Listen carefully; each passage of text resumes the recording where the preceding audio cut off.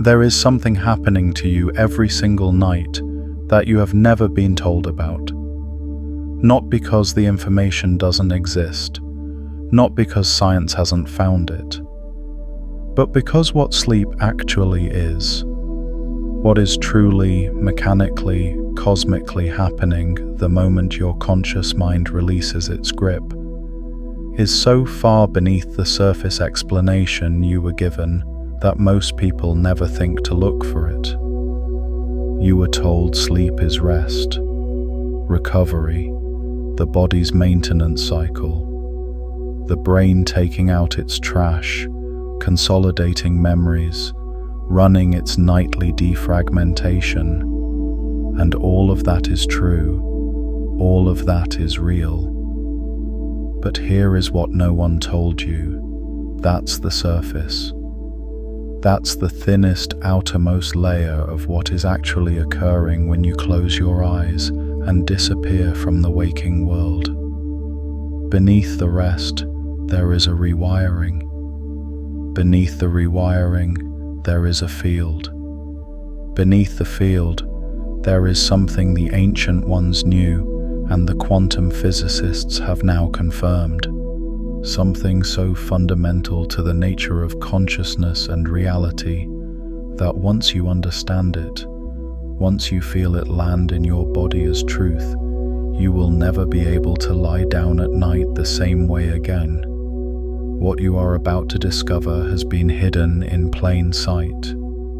Hidden not by conspiracy, not by deliberate concealment, but by something far more pervasive. The collective agreement to stop looking at the first layer of explanation and call it complete. To accept the surface and never ask what is beneath it. Tonight, we don't stop at the surface. Tonight, we go down through every layer, through the neuroscience that most people never get past, through the quantum mechanics that the neuroscience is sitting on top of, through the ancient wisdom traditions that mapped this hidden territory thousands of years before any laboratory existed, and finally, through to the core, the experiential truth at the center of all of it that has been waiting for your awareness to arrive. What you find beneath the explanation you were given about sleep will not just change how you understand the night, it will change how you understand yourself, what you are capable of, and what has been happening to you, for you, every single night of your entire life without your conscious awareness. The veil between you and this deeper understanding is not thick. It is not impenetrable. It is a membrane, and it dissolves the moment you are ready to see through it. Let's begin. Start with what you think you know. Start with the surface. Sleep, as you have been taught to understand it, is biological necessity. Humans spend approximately 1/3 of their lives unconscious, and for most of scientific history, this was considered something of an embarrassing inefficiency. The early mechanistic view of the body as machine, found sleep deeply inconvenient. Machines don't need to stop. Machines run continuously until they break. So what was this strange mandatory shutdown doing in an otherwise functional biological system? The surface answer that emerged from decades of sleep research goes something like this. The brain needs to consolidate memories, moving information from short-term hippocampal storage into long-term cortical networks. The body needs to repair tissue, regulate hormones, clear metabolic waste. The glymphatic system, the brain's waste clearance mechanism, is nearly 10 times more active during sleep than during waking hours. Flushing out toxic proteins, including the amyloid plaques associated with Alzheimer's disease. Growth hormone is released. The immune system performs critical regulatory functions. Emotional memories are processed and integrated. The brain essentially sorts through the day's experiences, decides what to keep, what to strengthen, what to let fade, and files everything accordingly. This is the surface explanation. This is the layer most people receive and accept as complete. And here is the first thing you need to understand about that surface explanation. It is not wrong. It is just not deep enough. Because here is what the surface explanation doesn't tell you. It doesn't tell you what is actually happening at the level of consciousness during sleep. It describes the biological mechanics, the plumbing, the filing, the maintenance, but it says almost nothing about what the mind is doing when it is no longer constrained by the waking state. It describes the container. It says almost nothing about what is contained. And this is where the first veil lifts. Peel back the biological maintenance explanation and look at what's underneath. What you find is this. Sleep is not just a passive state of reduced consciousness. Sleep is an active state of altered consciousness, a state in which the brain moves through radically different modes of processing that are not available to it during ordinary waking awareness. And these modes of processing are not peripheral to who you are. They are not background operations running while the real you rests. They are, in many ways, more fundamental to the formation of your identity, your beliefs, your emotional reality, and your capacity to experience the world than anything that happens while you are awake. Let's look at what the brain is actually doing during sleep. Not the maintenance functions. Those are real and important, but they are still the surface. Let's look at the architecture of consciousness during the night. When you first fall asleep, you enter what is called stage 1, a hypnagogic state, the threshold between waking and sleeping. Your brain waves, which during alert waking consciousness oscillate at high-frequency beta waves, roughly 13 to 30 cycles per second, begin to slow. They drop into alpha waves, the state associated with relaxed, unfocused awareness, 8 to 12 cycles per second, the same state you enter during meditation, the same state that occurs in the moments just before creative insight arrives, the same state that ancient traditions described as the gateway to deeper knowing. And here, at this threshold, something remarkable begins to happen.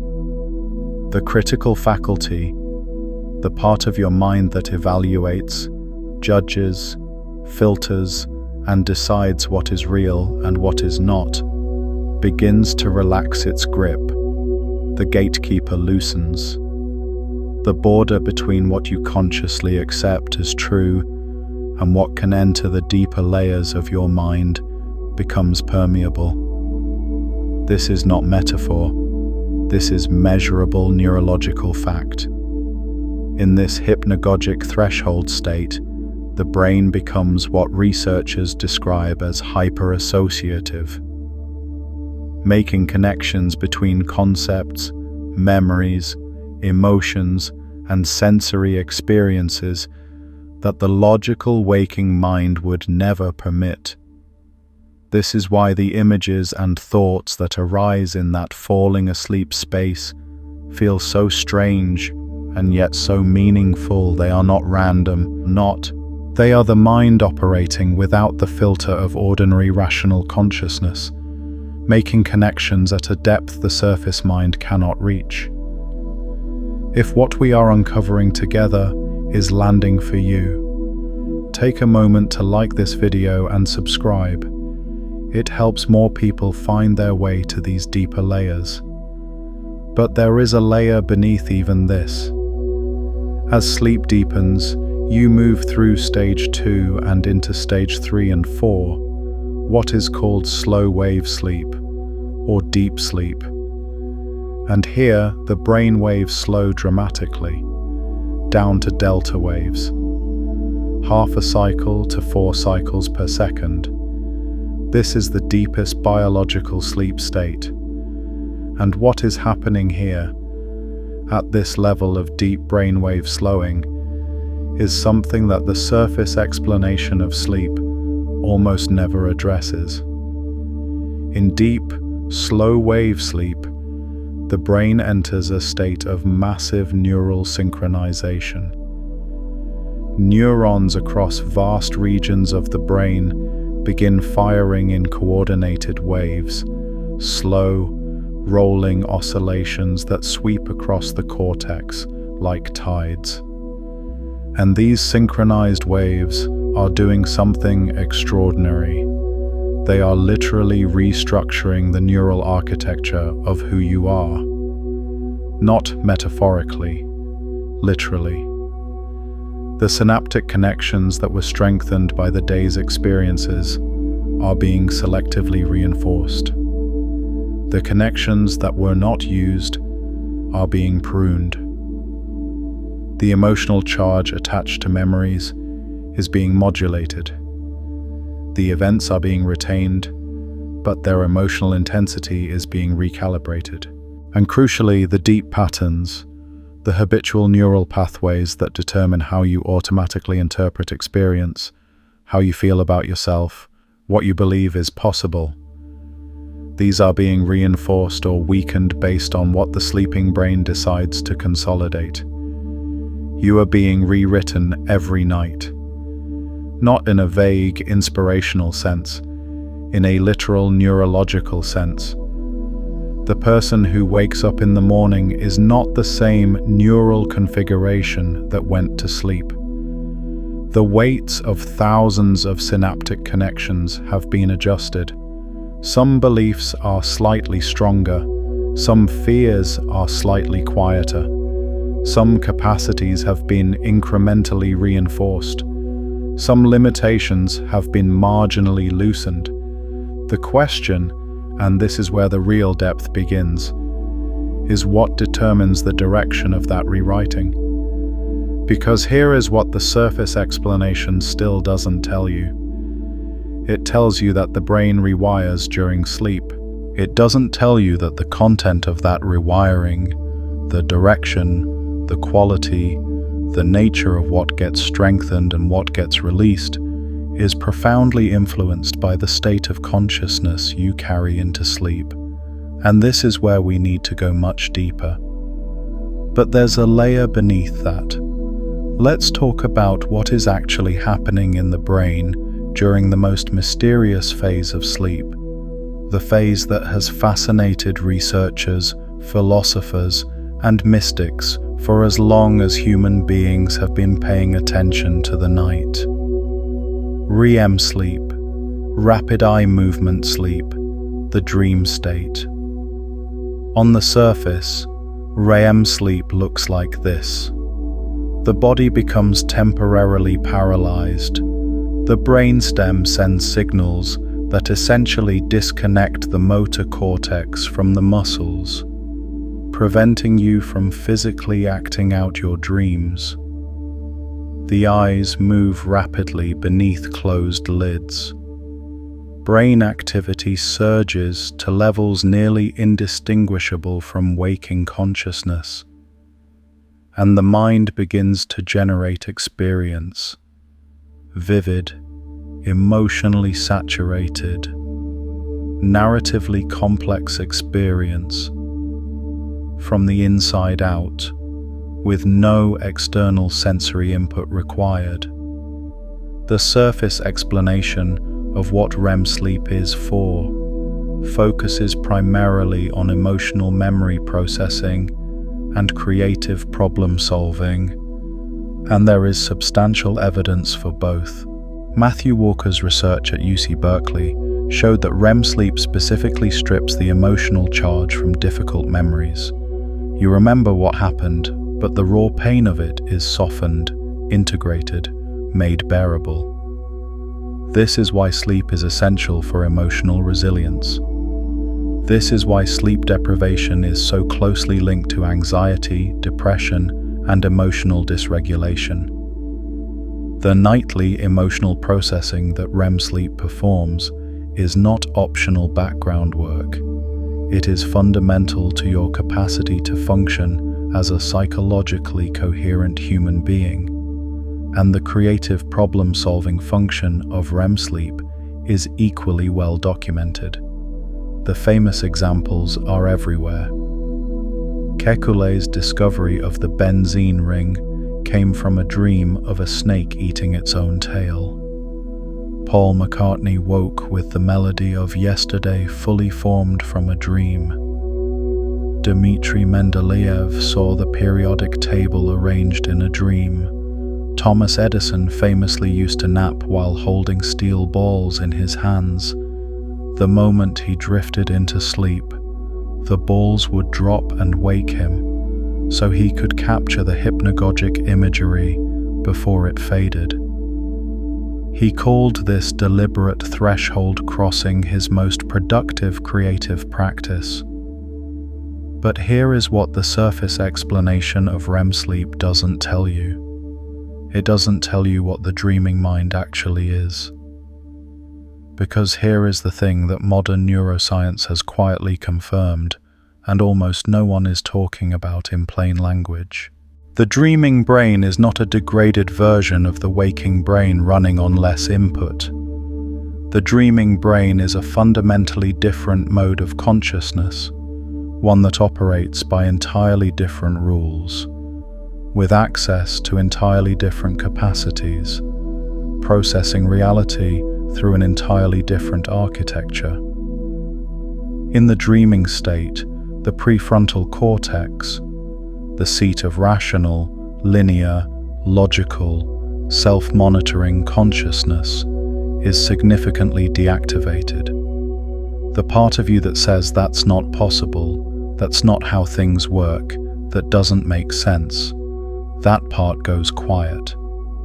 And what becomes active instead is a network of brain regions associated with emotion, memory, self-referential processing, and what researchers call the default mode network. The same network that activates during deep meditation, during states of creative flow, during moments of profound insight and self-understanding. The dreaming mind is not irrational. It is differently rational. It processes reality through pattern recognition, symbolic association, emotional resonance, and direct experiential knowing rather than through logical sequential analysis. It is, in a very real sense, the mind operating closer to its own nature, without the overlay of the conditioned, socially constructed, linguistically mediated waking self. And this is where something extraordinary becomes visible. Because if the dreaming mind is operating without the filter of the conditioned self, without the constant editorial oversight of the prefrontal cortex, then what the dreaming mind has access to is the deeper structure of your reality, the patterns beneath the patterns, the beliefs beneath the beliefs, the self beneath the self-concept. And what the dreaming mind does with that access, every single night, is not just process and file. It is actively constructing the reality you will wake up into. I want to pause here and ask you something real. Has there been a moment in your own life when a layer of reality suddenly became visible that you couldn't see before? A belief you'd been living inside without knowing it. A pattern that dissolved the moment You looked directly at it, a truth that was hiding in plain sight until you were ready to see it. Drop it in the comments. Not what you think you should have found, what you actually found. These moments of collective seeing matter more than most people realize. Now let's go deeper, because this is where the quantum mechanics comes in, and I want you to understand what I am about to tell you is not metaphor. It is not poetic language borrowed from physics to make spiritual ideas sound scientific. What quantum mechanics has discovered about the nature of reality at the subatomic level is so radical, so completely at odds with the surface understanding of what physical reality is, that the implications have barely begun to be absorbed by the culture at large. And those implications are directly, precisely, mechanically relevant to what is happening during sleep. Here is what quantum mechanics found beneath the surface of matter. At the subatomic level, at the level of electrons, photons, quarks, the fundamental constituents of everything you can see and touch and call solid, physical reality does not behave the way the surface world behaves. At the quantum level, particles do not have definite positions or definite properties until they are observed. Before observation, a particle exists in what is called a superposition, a state of simultaneous multiple possibilities. It is not in one place. It is, in a precise mathematical sense, in all of its possible places at once, each with a certain probability. When observation occurs, when measurement is made, the superposition collapses. The particle's wave function resolves into a single definite state. The cloud of possibility becomes a point of actuality. This is not theoretical. This is not philosophical speculation. This is the most precisely confirmed experimental result in the history of science. The double-slit experiment, one of the most replicated experiments in physics, demonstrates this with unmistakable clarity. When electrons are fired at a barrier with two slits, without observation, they create an interference pattern on the screen behind, the pattern of a wave passing through both slits simultaneously, interfering with itself. The electron goes through both slits at once.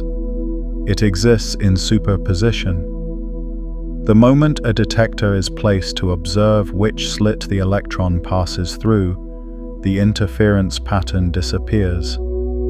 The electron now behaves as a particle, going through one slit or the other. The act of observation collapses the superposition. The observer affects the observed. Consciousness participates in the collapse of quantum possibility into physical actuality.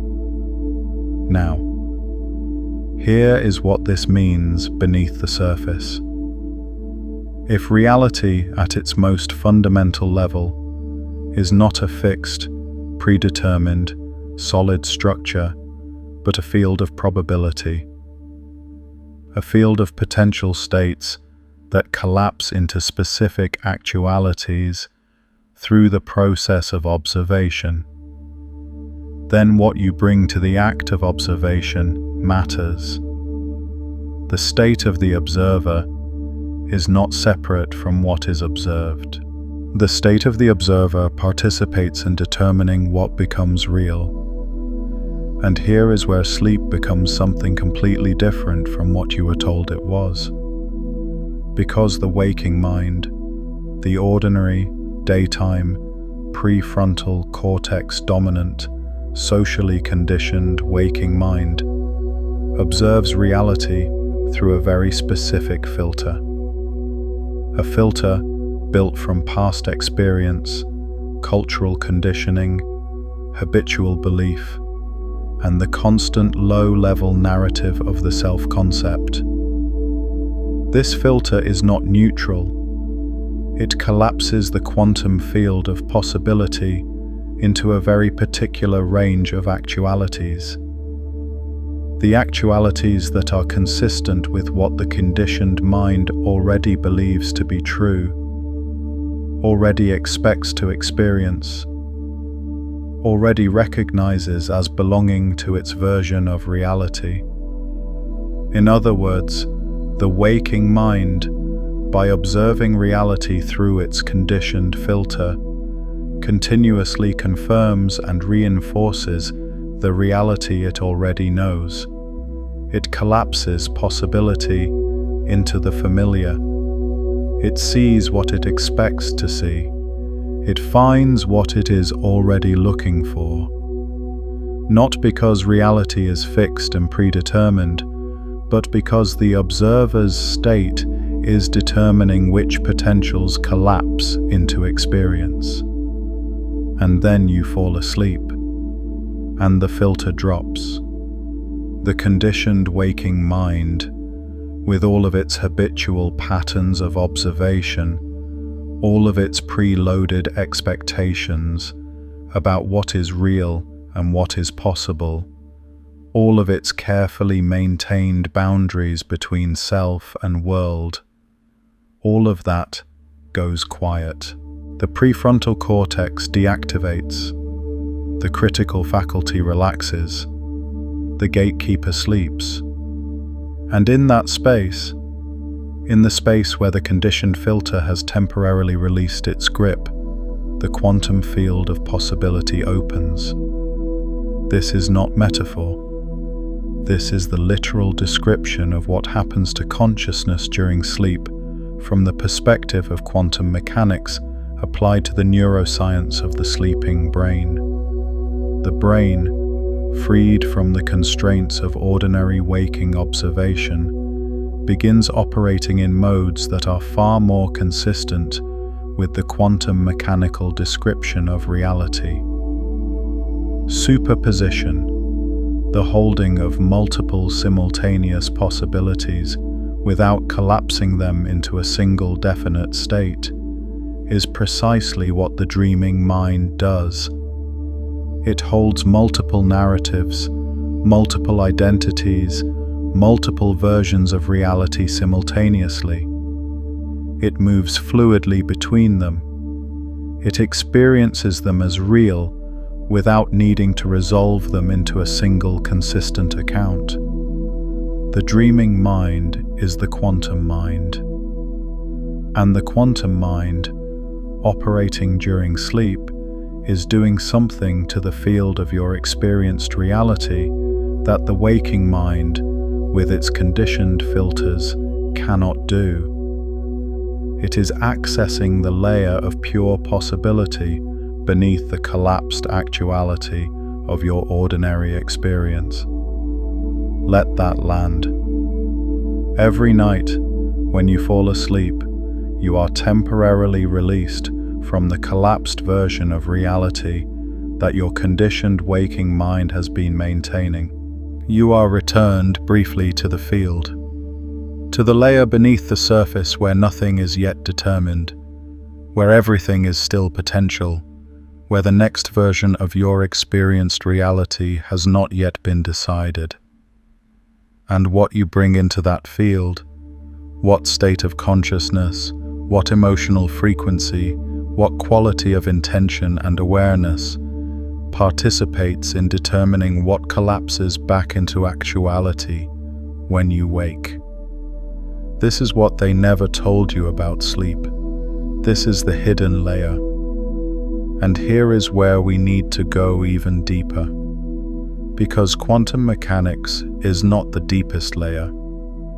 Quantum mechanics is the scientific confirmation of something that was already known. Something that was mapped, described, practiced, and transmitted across thousands of years by people who had no laboratories, no instruments, no electron microscopes, but who had something else: direct experiential access to the hidden layers. Let me show you what the ancient ones knew about sleep. Across every major wisdom tradition on Earth, sleep has never been understood as mere biological rest.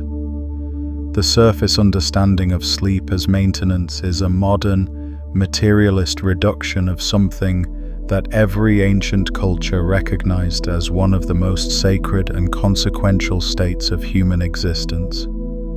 In the Vedic tradition of ancient India, one of the oldest documented systems of knowledge about consciousness on Earth, sleep was mapped with extraordinary precision. The Mandukya Upanishad, composed thousands of years ago, describes 4 states of consciousness: waking, dreaming, deep dreamless sleep, and a 4th state, Turiya, that underlies and pervades all 3. The ancient Vedic understanding was not that consciousness disappears during sleep. It was that consciousness moves through different layers of itself during sleep, and that what happens in those deeper layers is not less real than waking experience. It is more real, because it is closer to the fundamental nature of consciousness itself. The Sanskrit term for the deep dreamless sleep state is prajna, the state of pure awareness without content, not unconsciousness, not the absence of experience, but awareness in its most fundamental form, prior to the arising of any particular thought, feeling, or perception. The Vedic sages described this state as a direct encounter with Brahman, the ground of all being, the field of pure consciousness from which all manifest reality arises.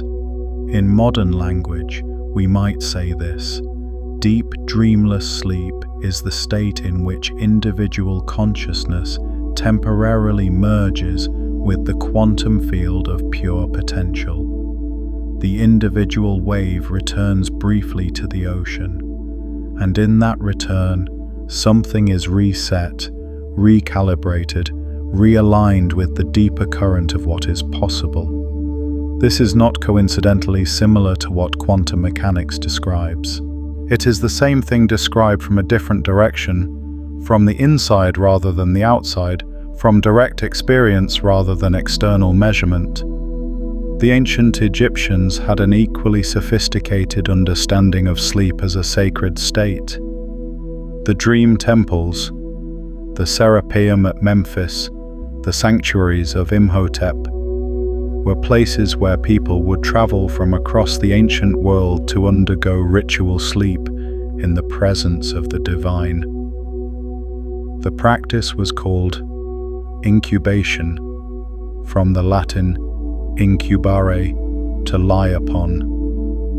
The sleeper would prepare through ritual purification, prayer, and intention setting, then lie down in the sacred space and invite the gods, or what we might now call the deeper layers of consciousness, to communicate through the dream state. What the Egyptians understood, and what the Greeks later preserved in their own dream temples dedicated to Asclepius, was that the dreaming mind has access to a quality of knowledge and healing that the waking mind does not.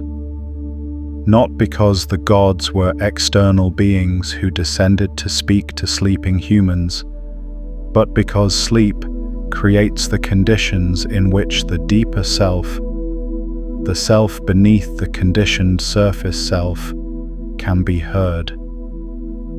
The veil between the ordinary self and the deeper self is thinnest during sleep. The ancient Hebrews knew this. The Hebrew scriptures are filled with accounts of divine communication arriving through dreams. Jacob's ladder, Joseph's prophetic dreams, the dreams of Pharaoh that Joseph interpreted. The consistent understanding across these traditions is not that dreams are random neurological noise. It is that dreams are the primary channel through which the deeper layers of reality communicate with the surface layer of ordinary consciousness. The Islamic tradition preserved this understanding in the concept of ruya, the true dream. The Prophet Muhammad is recorded as describing the true dream as 1/46 of prophecy. The Sufi mystics developed elaborate practices for working with the dream state as a path of spiritual development, understanding the hypnagogic threshold, the space between waking and sleeping, as a doorway to what they called the Alam al-Mithal, the world of imagination, an intermediate realm between the physical world and the divine.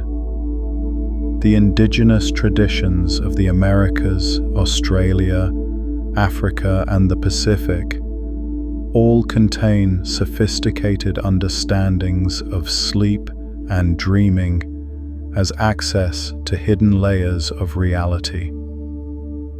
The Aboriginal Australian concept of the dream time is not, as it is often superficially understood, simply a mythology about the past. It is a description of a layer of reality, a stratum of existence that underlies and generates the visible world that is most directly accessible through the altered consciousness of the dream state. What all of these traditions share, across thousands of years, across every culture on Earth, with no contact with each other, is the understanding that sleep is a doorway, not a shutdown, not a maintenance cycle, a doorway to the layers of reality that the waking, surface-level, conditioned mind cannot access. And what quantum mechanics has now confirmed is that this ancient understanding is not superstition. It is not primitive projection. It is an accurate description of the architecture of consciousness and reality, arrived at through direct, experiential investigation, rather than external measurement, but pointing to the same truth. The surface of matter is not the whole of matter. The surface of consciousness is not the whole of consciousness. And sleep is the nightly passage through the membrane between the surface and the depth. Now let's go even deeper, because there is a layer beneath the ancient wisdom that is the most personal, the most immediate, and the most practically transformative of all.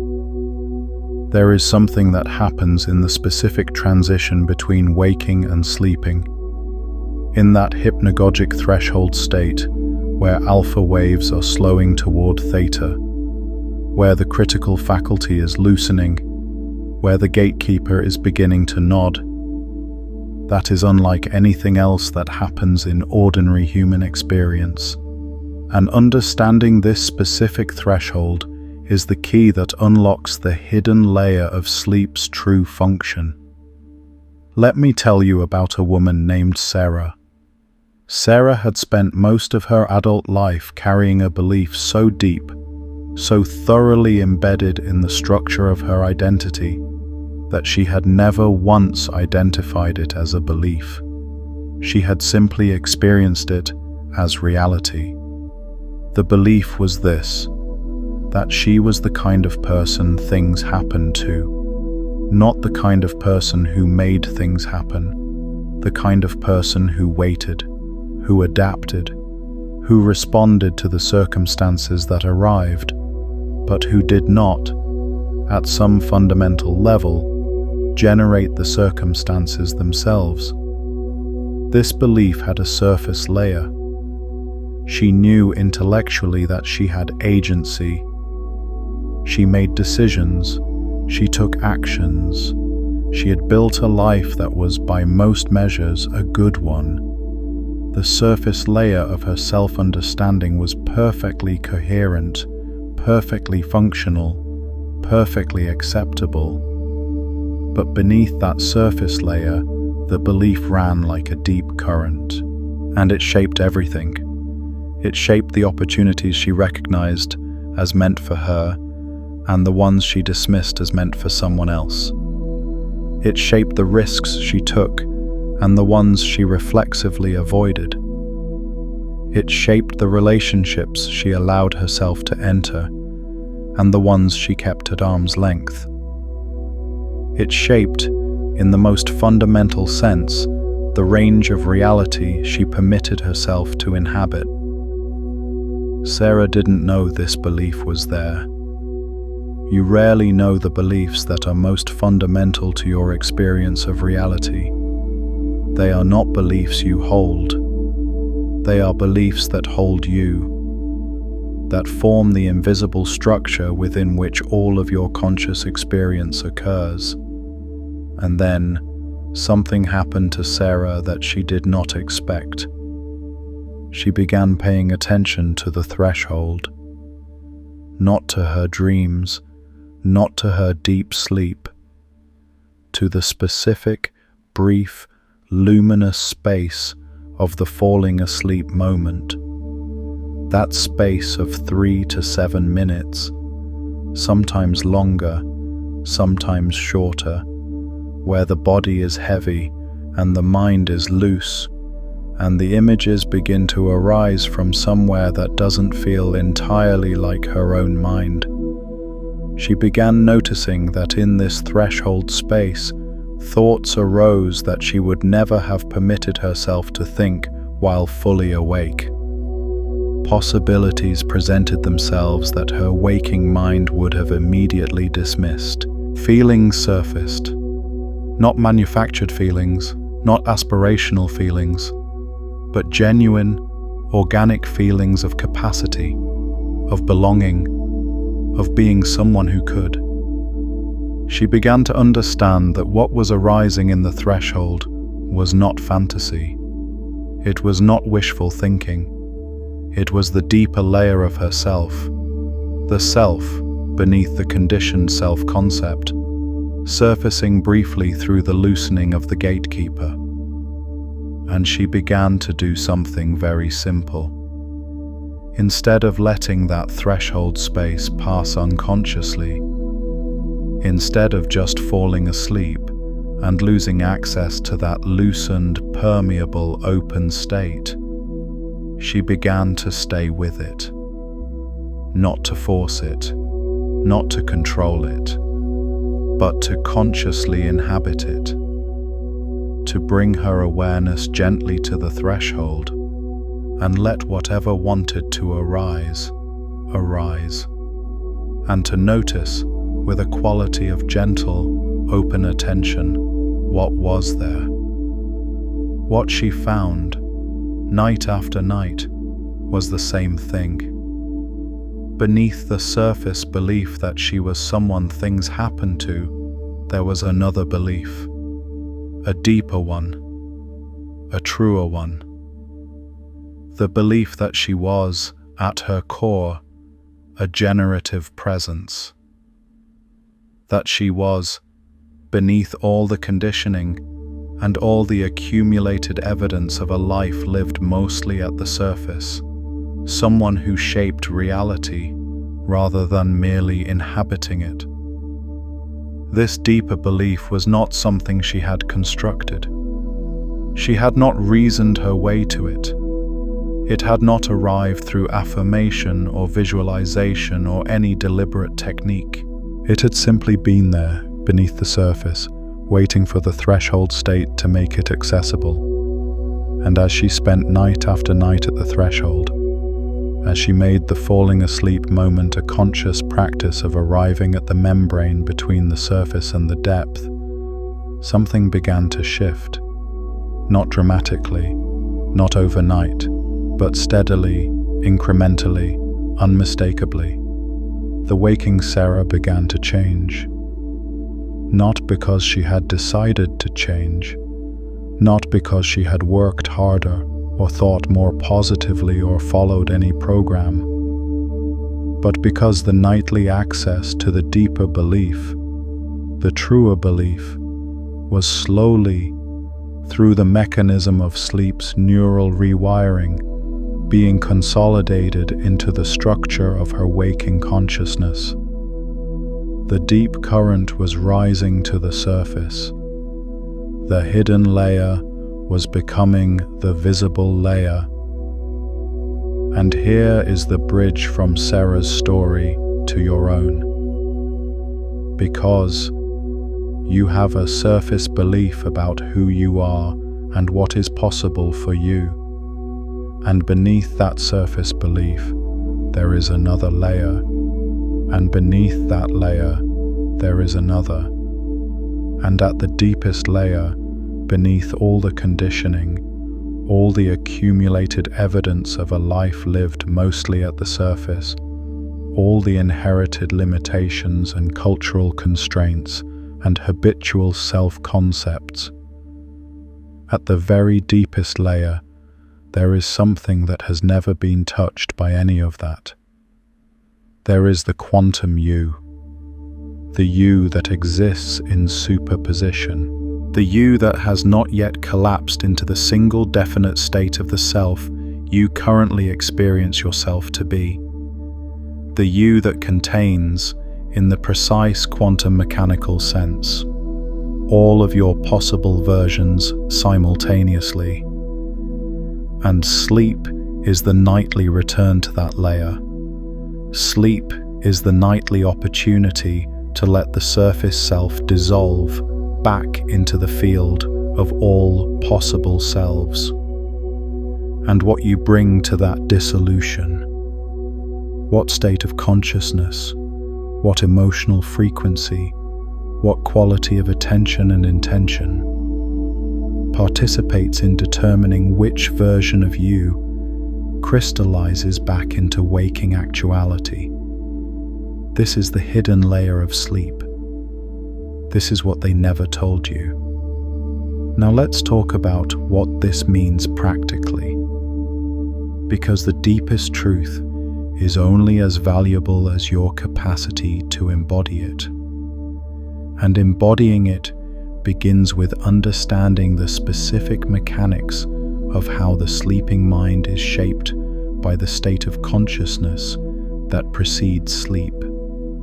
Here is what the neuroscience confirms, and what the ancient traditions have always taught, and what quantum mechanics provides the theoretical framework for. The hypnagogic threshold, the falling asleep space, is the most neurologically plastic moment of your day.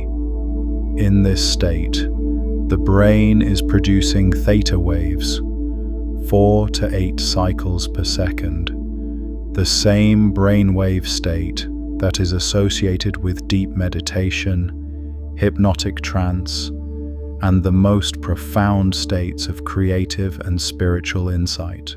In the theta state, the critical faculty is substantially reduced. The default mode network is active. The brain is in a state of heightened neuroplasticity, meaning that what enters the mind in this state has a disproportionately powerful effect on the neural architecture that will be reinforced during the deep sleep that follows. What you think, feel, and believe in the falling asleep threshold has a magnified impact on the rewiring that happens during sleep. This is not a new idea. The ancient wisdom traditions all pointed to it.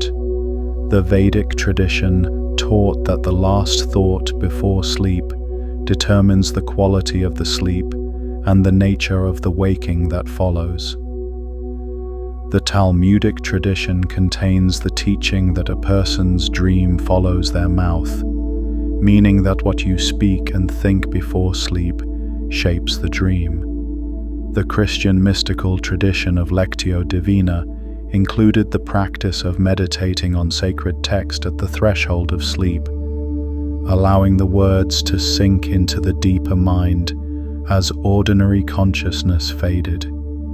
The Islamic tradition of sleeping in a state of ritual purity with the intention of receiving guidance is a direct application of the understanding that the state you bring to sleep shapes what sleep does to you. And now neuroscience confirms the mechanism. What you hold in consciousness at the hypnagogic threshold, the emotional state, the quality of thought, the dominant belief about yourself and your reality, is what the sleeping brain takes as its instruction set for the night's rewiring. If you fall asleep in a state of anxiety, running through tomorrow's problems, rehearsing past failures, holding the emotional frequency of threat and scarcity, that is the state the sleeping brain consolidates. The neural pathways associated with threat detection, with limitation, with the experience of being someone who doesn't have enough and isn't enough. Those are the pathways that get reinforced during the night's rewiring. And the person who wakes up is slightly more anxious, slightly more constricted, slightly more convinced of their limitations than the person who went to sleep. This happens not because of any mystical mechanism. It happens through the straightforward neurological process of synaptic consolidation. The brain strengthens what is active, and if anxiety is what is active at the threshold, anxiety is what gets strengthened. But the reverse is equally true. If you arrive at the hypnagogic threshold in a state of genuine, not performed, not forced, but genuine, openness, if you bring to the falling asleep moment a quality of awareness that is already slightly loosened from the conditioned self-concept, if you allow the threshold to be what it naturally is, a space of expanded possibility, a membrane between the surface self and the deeper self, then that is what the sleeping brain takes as its instruction set. And the rewiring that happens during the night begins to move in a different direction. The neural pathways associated with possibility, with capacity, with the experience of being someone who is generative rather than merely reactive, those begin to be incrementally reinforced. Night after night, layer by layer, the deep current begins to rise. And here is the thing that makes this so extraordinary, so much more extraordinary than any surface-level technique or practice you may have encountered. You don't have to force this. You don't have to manufacture a state you don't feel. You don't have to perform positivity or push against the reality of whatever you are actually experiencing. Because the threshold state is not a state you create. It is a state you arrive at. It is what is naturally there when you stop maintaining the surface. The moment you stop actively holding the conditioned self-concept in place, the moment the critical faculty relaxes, the moment the gatekeeper begins to nod, what is naturally there beneath the surface begins to arise.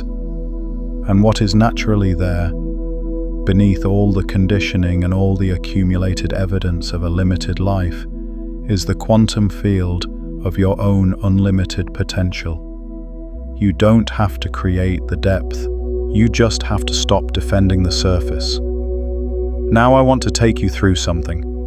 Not a technique, not a practice you perform on top of your ordinary consciousness, but a shift in perception that, once you make it, changes the experience of every night you will ever spend. The next time you lie down to sleep, tonight if you choose, I want you to try something different at the threshold. Not a visualization, not an affirmation, not a script you run through your mind. Something simpler and more fundamental than any of those things. As you feel the body begin to soften and the mind begin to loosen. As the first signs of the threshold appear, the slight heaviness of the limbs, the loosening of the grip on ordinary thought, the beginning of that drift. Instead of either falling unconsciously into sleep or trying to direct the threshold with deliberate content, I want you to simply notice. Notice that you are at a threshold. Notice that the surface is loosening. Notice that the gatekeeper is relaxing. And in that noticing, allow your awareness to drop slightly below the surface. Not to push through, not to force anything. Just to let the weight of ordinary consciousness settle a little lower, like sediment settling in still water. And then notice what is there beneath the surface. Not what you think should be there, not what you hope is there. What is actually there, in the felt experience of the threshold, beneath the layer of ordinary conditioned thought. What most people find when they do this, when they actually attend to the threshold with genuine curiosity, rather than either unconscious collapse into sleep or deliberate effortful direction, is something they didn't expect. They find spaciousness. They find a quality of awareness that is wider than the ordinary self. They find that the boundaries of the conditioned self-concept, the edges of who you think you are not as solid as they seemed from the surface. They find that beneath the surface self, there is something that is not afraid, something that is not limited, something that is not the sum of its past experiences and its habitual beliefs. They find the depth, and the depth is not empty. The depth is not a void. The depth is full of the quantum potential that is the actual nature of consciousness, when it is not collapsed into the single definite state of the ordinary waking self. This is the experiential truth at the core of all the layers we have been peeling back.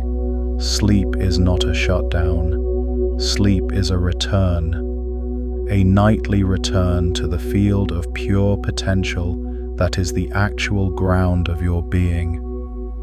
And the surface self, the conditioned, habitual, limitation-believing surface self, is not who you are at the deepest layer. It is the outermost shell, the thinnest membrane stretched over something infinite. And every night, whether you know it or not, whether you are conscious of it or not, you pass through the membrane. You return to the field. And the field does its work, the work of rewiring, of recalibrating, of releasing what no longer serves and reinforcing what the deeper self knows to be true.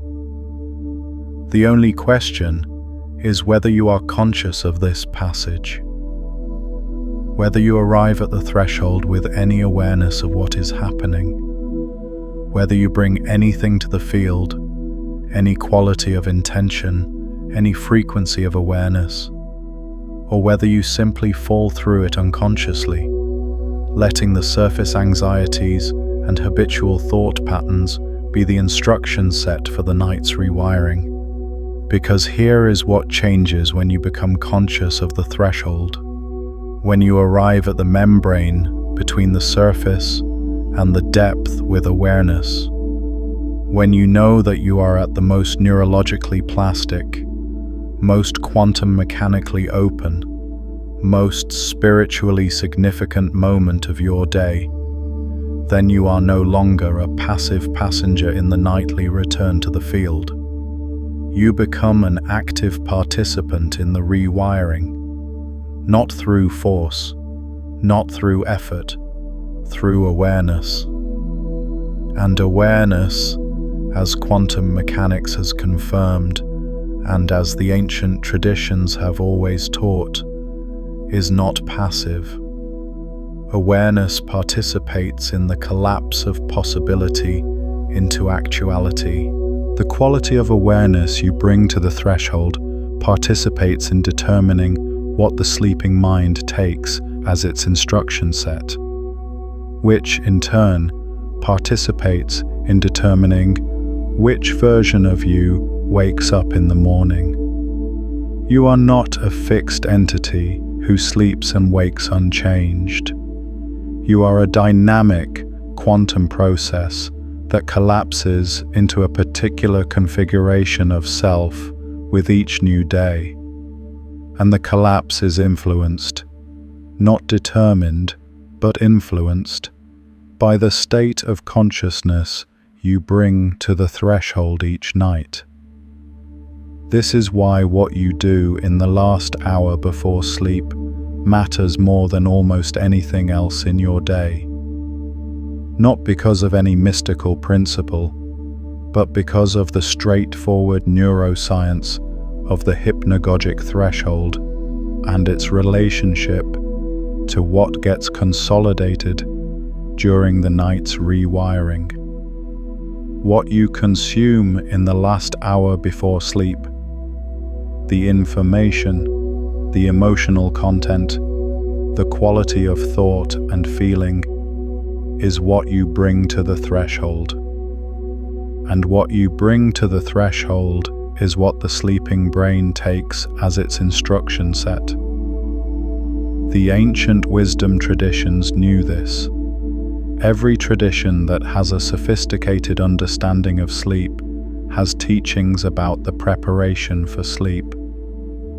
The Vedic tradition has elaborate evening practices, meditation, prayer, the recitation of specific mantras, designed to bring the practitioner to the threshold in the optimal state of consciousness. The Buddhist traditions have evening dedications of merit and practices of setting intention for the dream state. The indigenous traditions have evening rituals that mark the transition from the waking world to the dream world as a sacred passage requiring preparation and intention. These are not superstitions, they are technologies. Technologies for working with the hidden layer of sleep that these traditions understood with extraordinary precision. And now we have the scientific framework to understand why they work. Let's talk about what this means for the specific question of who you are becoming, because this is where the hidden layer of sleep connects to the deepest question of human existence.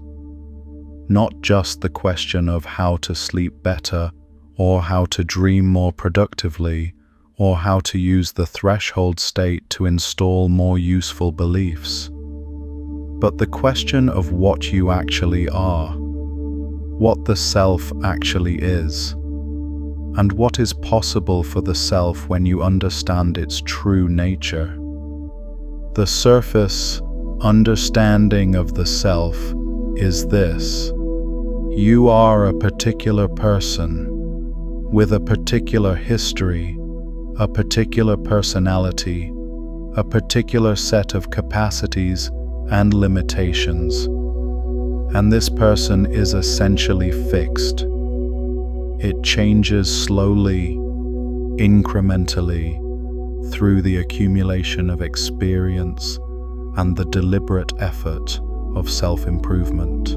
But the fundamental structure of who you are is stable, continuous, and largely determined by factors: genetics, upbringing, past experience, that are not easily altered. This is the surface understanding, and it is the understanding that most people carry through their lives, sleeping and waking, without ever questioning it. But beneath that surface understanding, there is a layer that changes everything. The self is not a fixed entity. The self is a process, a dynamic, continuously reconstructed process of pattern maintenance, the brain's ongoing project of generating a coherent, continuous sense of identity from the raw material of moment-to-moment experience. And this process is not as stable as it appears from the surface. It is, at every moment, being influenced by the state of the neural systems that generate it. And those neural systems are being continuously modified by experience, including the experience of sleep. The neuroscientist Antonio Damasio describes the self as a construction. Not a thing but an activity, not a noun but a verb. The self is something the brain does, not something the brain has. And what the brain does to construct the self is heavily influenced by the state of the neural architecture that underlies the construction. Change the architecture through the neural rewiring of sleep, and you change the self that is constructed from it. This is not a metaphor. This is the literal description of what happens every night. Every night, the neural architecture that generates your experience of being you is modified. Connections are strengthened, weakened, pruned, reinforced. The pattern of activation that generates the sense of self is recalibrated. And the person who wakes up is not the identical person who went to sleep. They are a slightly modified version with a slightly different neural substrate generating the experience of self. The question is whether that modification is random, just the brain doing its nightly maintenance with no particular direction, or whether it is shaped by something. Whether the direction of the nightly rewiring can be influenced by the quality of consciousness brought to the threshold. And the answer, from neuroscience, from quantum mechanics, and from the unanimous testimony of every wisdom tradition on earth, is yes. The direction of the nightly rewiring can be influenced, not controlled. The sleeping mind is not a machine you can program with precision, but influenced, shaped, given a direction by the quality of awareness and intention you bring to the threshold. And this influence, accumulated night after night, this slight but consistent shaping of the nightly rewiring in a particular direction, is one of the most powerful mechanisms of genuine self-transformation available to human beings.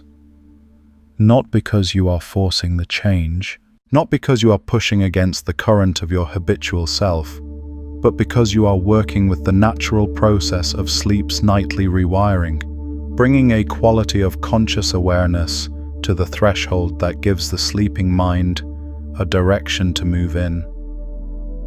The ancient ones called this working with the dream. The modern neuroscientists call it leveraging neuroplasticity. The quantum physicists would call it influencing the collapse of the wave function. They are all describing the same hidden layer. Let me tell you about a man named Theo.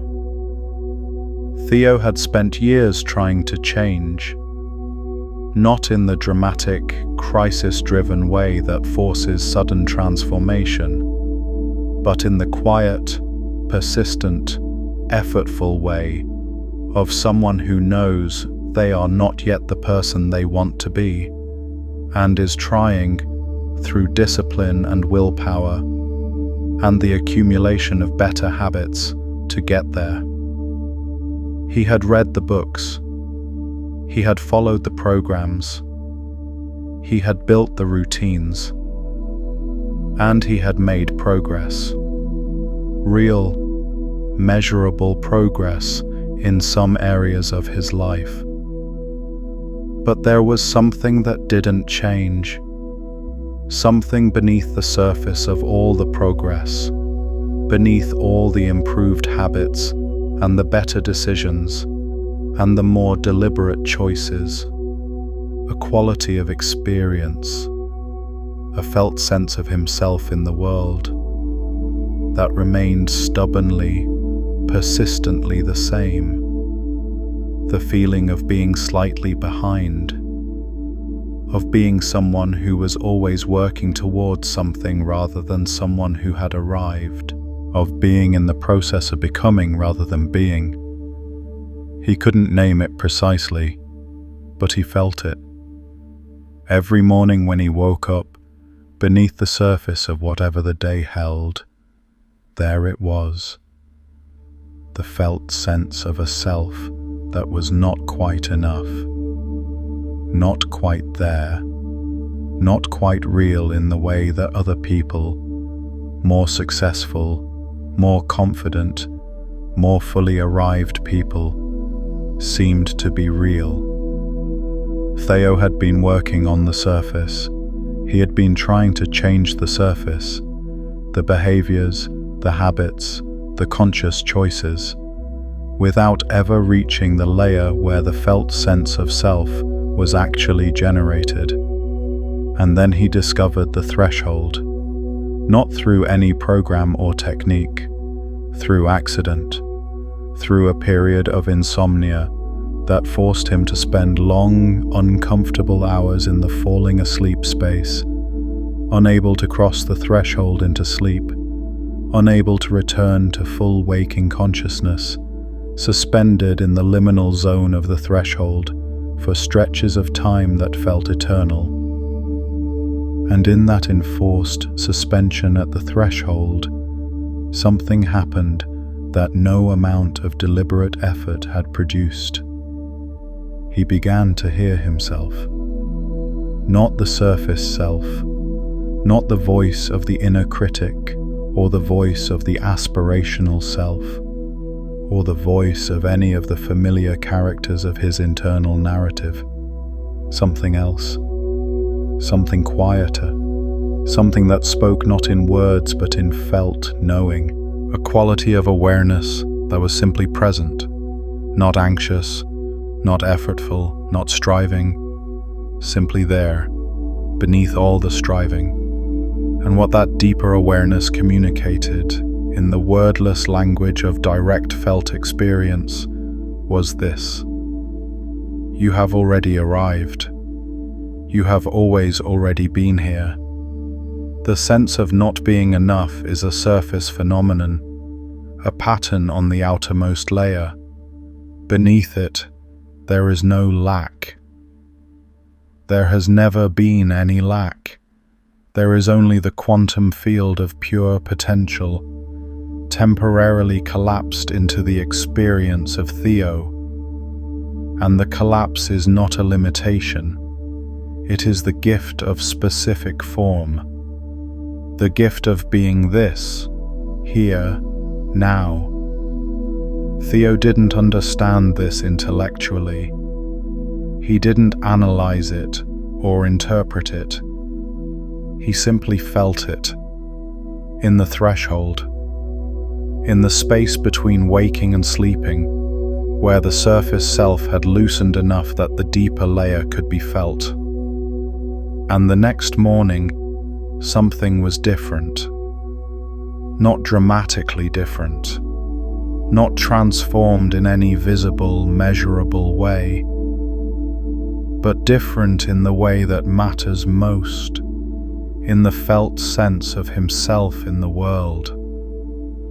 The quality of experience that had persisted unchanged through all his years of surface-level effort had shifted, just slightly, just enough to be perceptible. He had touched the layer beneath the surface, and the touch had changed something. Night after night, he returned to the threshold with the same quality of open, curious attention. Not trying to reproduce the experience, not trying to force the deeper awareness to arise, simply arriving at the threshold and allowing it to be what it was, the membrane between the surface self and the depth. the space where the conditioned identity loosens and the quantum field of pure potential becomes, briefly, accessible. And night after night, the slight shift accumulated.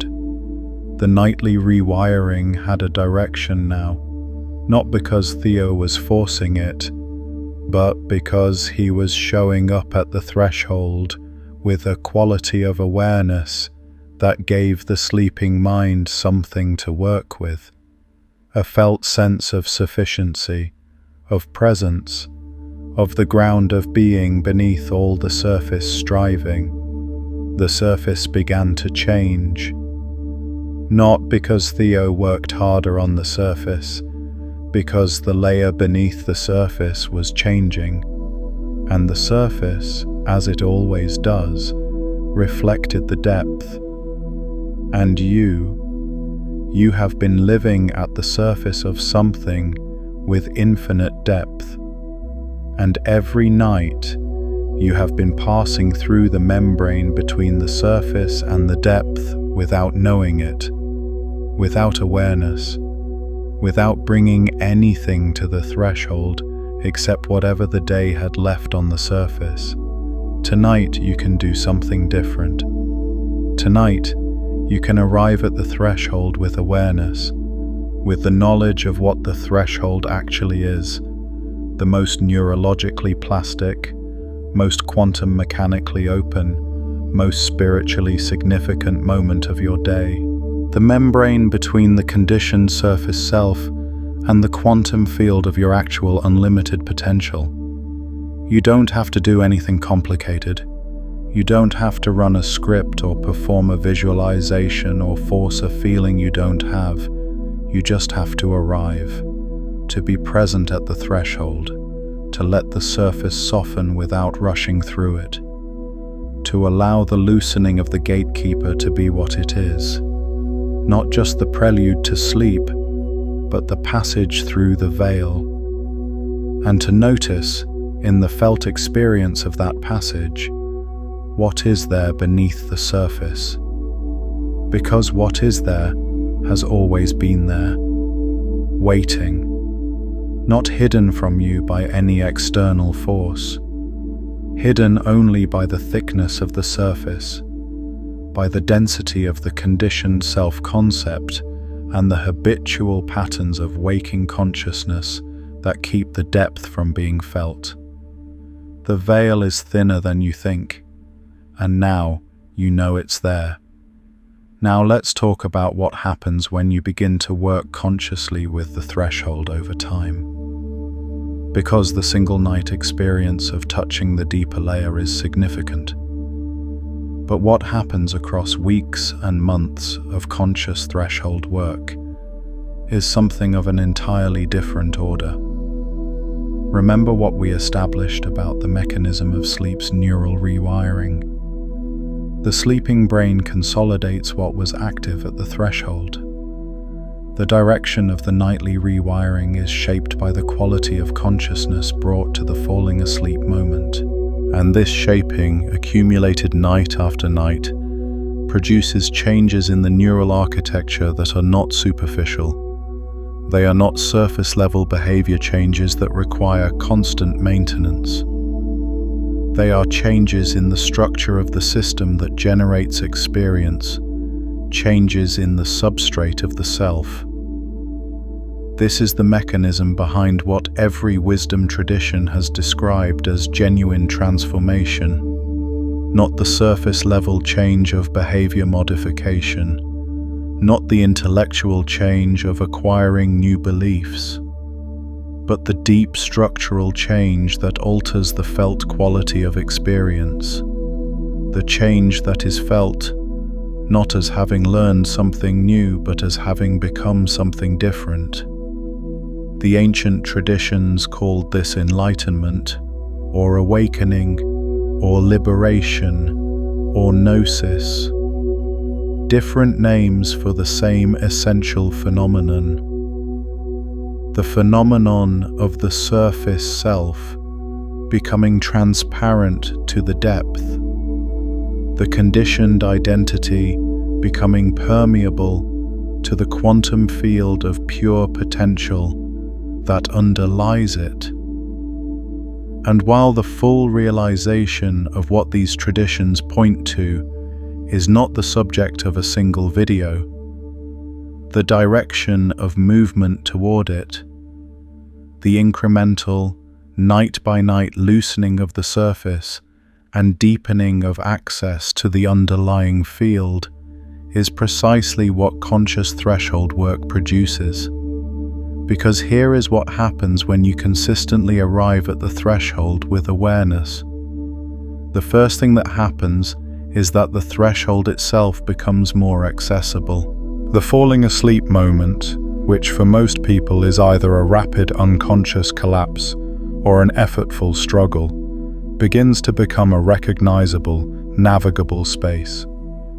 You begin to know the feel of it, the specific quality of consciousness at the threshold, the particular loosening of the ordinary self, the characteristic opening of the perceptual field, and with familiarity comes the ability to stay with it longer, to inhabit the threshold space rather than rushing through it. The second thing that happens is that the content of the threshold, what arises in that space of loosened, permeable awareness, begins to shift. In the early stages of threshold work, what arises is often the residue of the day, the unprocessed thoughts, the lingering anxieties, the half-completed mental tasks.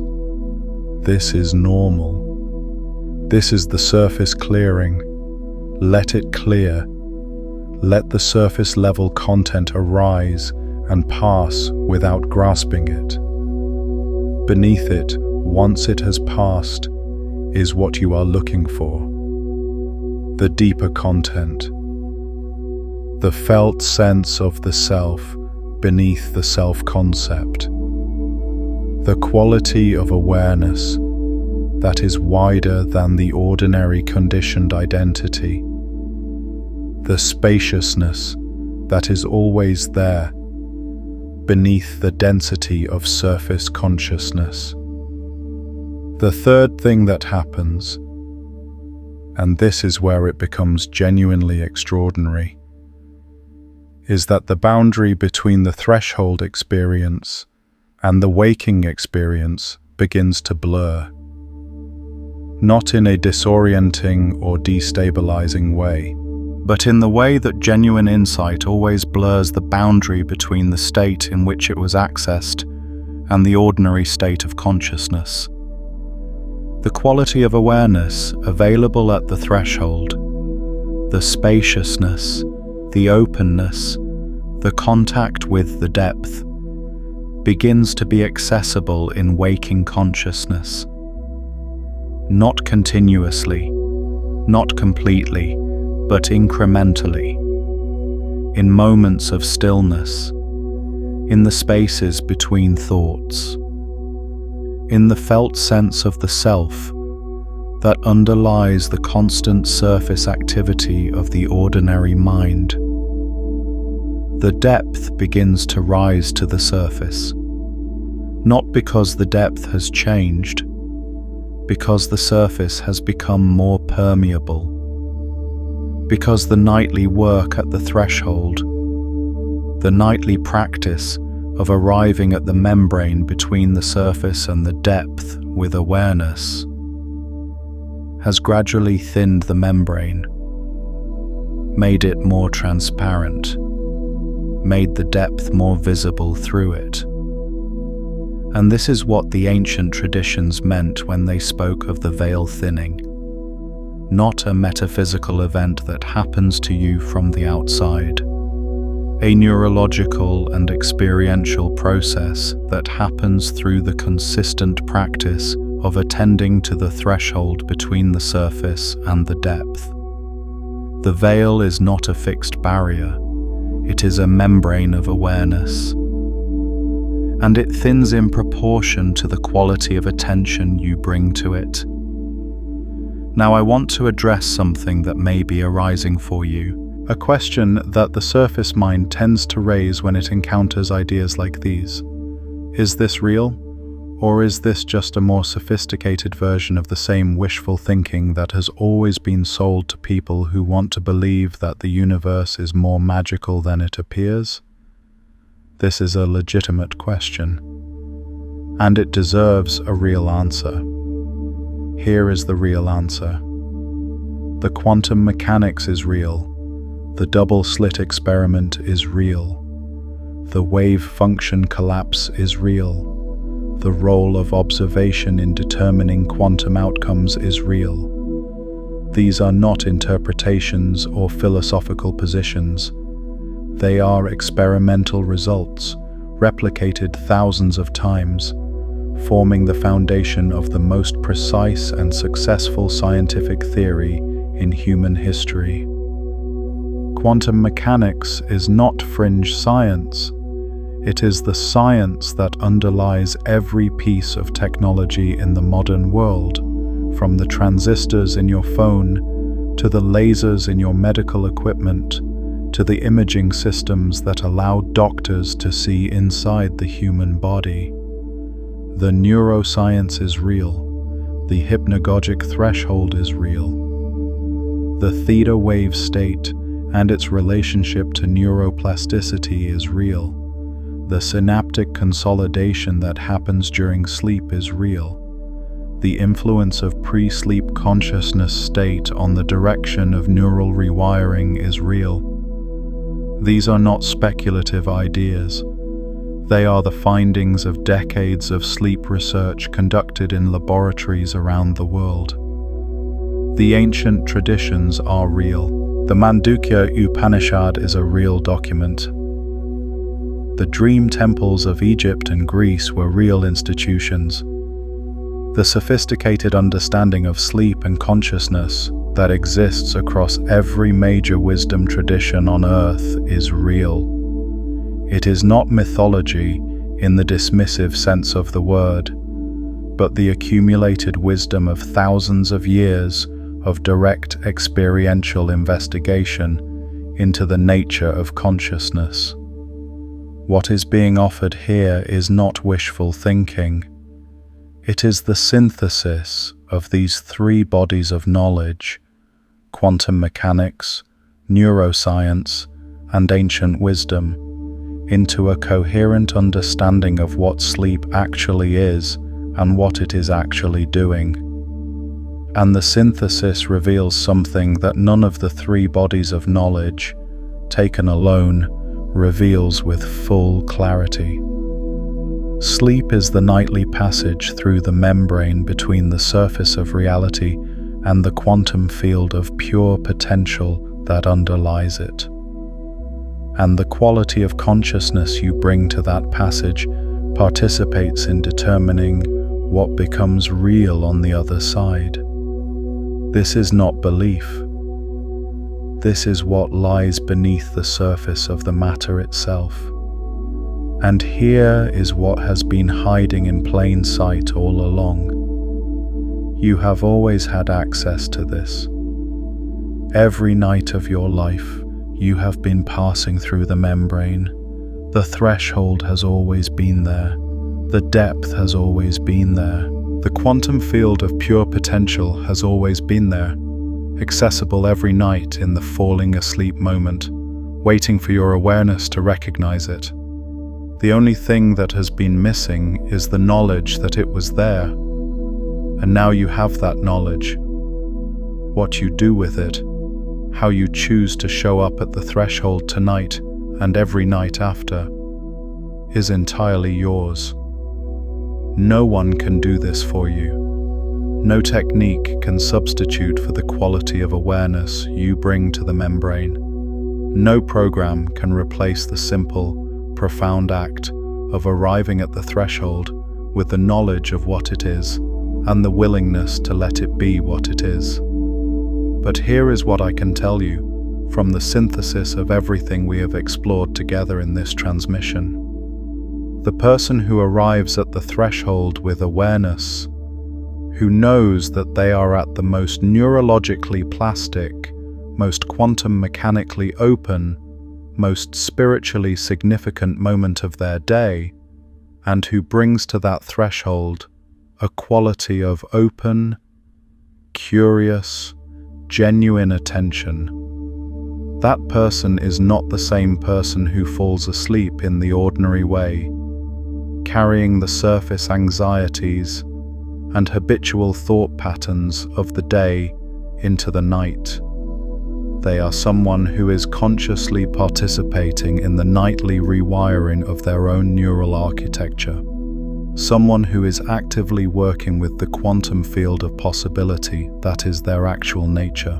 Someone who is, night by night, thinning the membrane between the surface self and the depth, between the conditioned identity and the quantum field of unlimited potential that underlies it.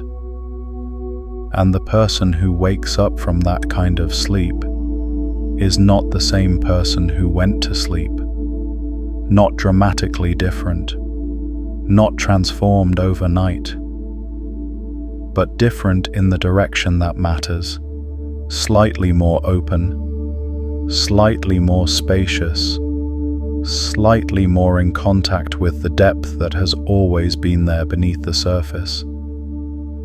And that slight difference, accumulated night after night, week after week, month after month, produces something that no amount of surface-level effort can produce.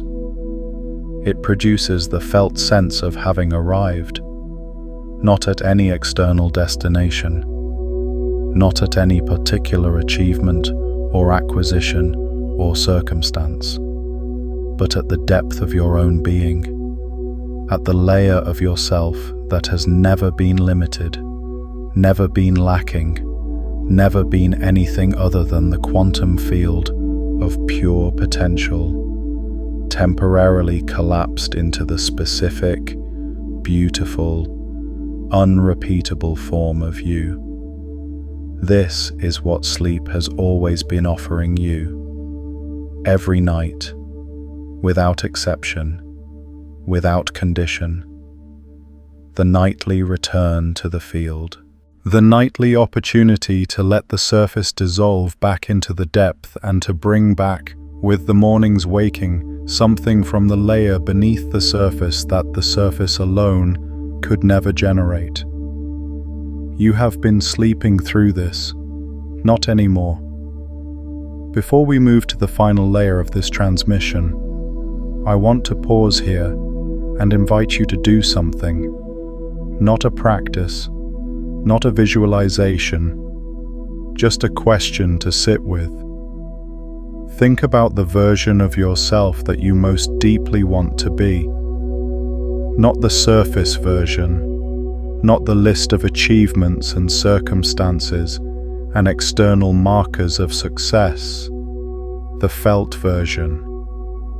The version of yourself that exists in the quality of experience, the way it feels to be you when you are most fully yourself, the spaciousness, the confidence, the creativity, the love, the capacity, the presence. Now ask yourself this: where does that version of you live? If you have been looking for it on the surface, trying to construct it through effort and discipline and the accumulation of better habits and more impressive credentials, you have been looking in the right direction, but at the wrong layer. That version of you is not on the surface. It is in the depth. It is in the quantum field of your actual potential, beneath the conditioned self-concept, beneath the accumulated evidence of a life lived mostly at the surface, beneath every belief you hold about what is possible for you. And the path to it is not through the surface. It is through the membrane, through the threshold, through the nightly passage that has always been available to you, and that you are now, for the first time, beginning to see for what it is. The veil is not between you and something outside of you. The veil is between you and the deeper layers of yourself. And sleep is the nightly invitation to pass through it. I want to ask you something now. Something I genuinely want you to reflect on, not as a rhetorical device, but as a real inquiry. What layer of yourself do you want to wake up from tomorrow? Because you will wake up from somewhere. The question is whether you wake up from the surface, from the conditioned, habitual, limitation-maintaining surface self that has been running the show, or from somewhere deeper, from a layer that is slightly more open, slightly more in contact with the quantum field of your actual potential, slightly less identified with the thin membrane of the conditioned self-concept. And I want to ask you something connected to that. What is something you always sensed was beneath the surface of your own reality? Something you couldn't quite articulate until recently, or maybe until right now. Something you knew was there before you had the words for it. Leave it in the comments. Because naming what you sense at the depth is part of how the depth becomes real. The threshold tonight is the same threshold it has always been. The membrane is the same membrane. The depth is the same depth. The quantum field of pure potential that is your actual nature is exactly where it has always been, exactly where it was last night and the night before and every night of your life. The only thing that changes tonight is that you know it's there.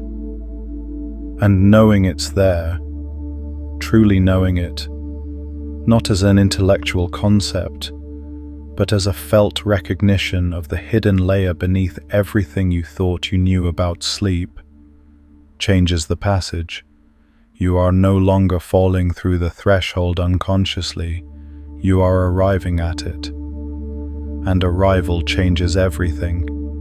If this transmission has lifted a veil for you, if something in what we have explored together has given you the felt sense of a hidden layer you hadn't seen before, I want to hear what you found.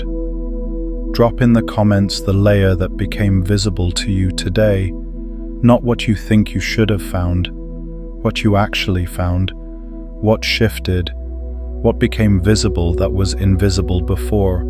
Type it out. Because the act of articulating what you found at the depth, of bringing the depth into language, into the surface world of words and communication, is itself a part of the integration. The depth that can be spoken becomes part of the surface. And the surface that has depth in it is no longer just a surface, it is a membrane, thin, transparent, permeable to the infinite that lies beneath it. And if someone in your life has been living entirely at the surface, if someone you know has never been shown that there is a hidden layer beneath the explanation they were given about sleep, about consciousness, about what they are and what is possible for them, share this transmission with them. When you do that, you are not just passing along a video, you are giving someone access to a layer they have sensed but couldn't reach alone. You are creating a shared depth between two fields of consciousness, and that shared seeing, two people suddenly aware of the same hidden layer, strengthens something in both of you that the surface world cannot touch. Now let's arrive at the final layer, the integration, the place where all the layers we have peeled back come together into a single unified understanding that you can carry forward from this moment. Here is what we found beneath the surface of sleep. Beneath the biological maintenance explanation, we found the architecture of consciousness during sleep, the hypnagogic threshold, the slow-wave rewiring, the REM dreaming state. And we found that the sleeping mind is not a reduced version of the waking mind, but a fundamentally different mode of consciousness, with access to capacities the waking mind cannot reach. Beneath the neuroscience, we found the quantum mechanics, the discovery that reality at its most fundamental level is not a fixed, solid, predetermined structure, but a field of probability that collapses into specific actualities through the process of observation. And we found that the sleeping mind, freed from the constraints of ordinary waking observation, operates in modes that are far more consistent with the quantum mechanical description of reality. Modes that have access to the layer of pure possibility beneath the collapsed actuality of ordinary experience.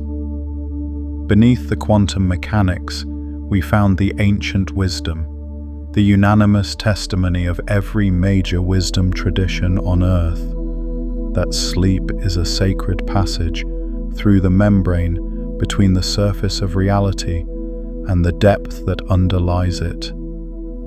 That the dreaming mind has access to a quality of knowledge and healing that the waking mind cannot reach. That what you bring to the threshold shapes what you bring back from the depth. Beneath the ancient wisdom, we found the experiential truth. The truth that cannot be fully conveyed in words, but can only be pointed at, gestured toward, indicated by the quality of attention that these words have been inviting you to bring. The truth that the depth is always there. The truth that the surface self is the thinnest, outermost layer of what you actually are. The truth that every night you are offered the passage through the membrane, the return to the field, the nightly opportunity to let the conditioned surface dissolve back into the quantum potential that is your actual nature. And beneath all of that, beneath every layer we have peeled back, there is the core. The core is this: you are not a fixed entity who sleeps and wakes unchanged. You are a dynamic quantum process, continuously collapsing out of a field of infinite potential into the specific, particular, unrepeatable experience of being you. And the collapse is not determined, it is influenced, shaped, participated in, by the quality of consciousness you bring to the threshold, by the state of awareness from which you enter the nightly passage through the membrane. And this means something extraordinary. It means that every night is a new beginning, not in the motivational poster sense of the phrase, but in the literal quantum mechanical sense. Every night, the surface self dissolves back into the field. Every night, the neural architecture that generates the experience of being you is modified. Every night, the collapse that will produce tomorrow's version of you has not yet occurred. And every night, you have the opportunity to participate in that collapse, to bring to the threshold a quality of awareness that gives the sleeping mind a direction to move in, to arrive at the membrane not as a passive passenger falling through it unconsciously, but as an aware presence crossing it intentionally, not controlling, not forcing, not performing, arriving, aware, open, in contact with the depth that has always been there beneath the surface. This is the integration principle. Sleep is not what they told you it was. It is not rest. It is not maintenance. It is not the absence of consciousness. It is the nightly return of consciousness to the quantum field of pure potential that is its actual ground. The nightly dissolution of the surface self back into the depth from which it arises. The nightly opportunity to participate consciously in the continuous process of becoming what you actually are. And what you actually are, at the deepest layer, beneath every conditioned belief and habitual pattern and inherited limitation, is the quantum field of pure potential, temporarily and beautifully collapsed into the specific form of you. The veil between you and this understanding is not thick. It never was. It is a membrane, and it dissolves the moment your awareness is ready to see through it. Tonight, at the threshold, you will know what you are crossing. You will know what the loosening of the gatekeeper is opening. You will know that the space between waking and sleeping is not nothing. It is the most significant space in your day. The membrane between the surface and the depth. The gateway to the quantum field of your own unlimited potential.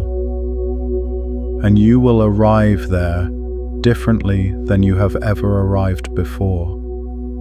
Not with effort, not with performance, not with the desperate hope that something will change. With awareness, with the quiet, grounded recognition of what the threshold actually is and what the depth actually holds.